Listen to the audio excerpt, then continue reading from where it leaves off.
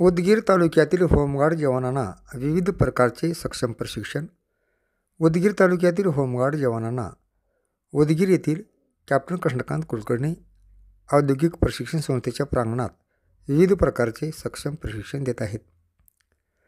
हे प्रशिक्षण 29 नोव्हेंबरपर्यंत होमगार्ड जवानांना दिले जाणार आहे. दररोज सकाळी व संध्याकाळी 2 सत्रात प्रशिक्षण दिले जात आहेत.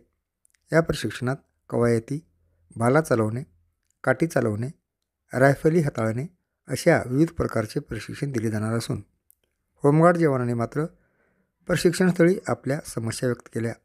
राज्य सरकारने आम्हाला तुटपुंज मानधन देत असून ह्या तुटपुंज मानधनामुळे कुटुंबाचे उदरनिर्वाह होत नाही.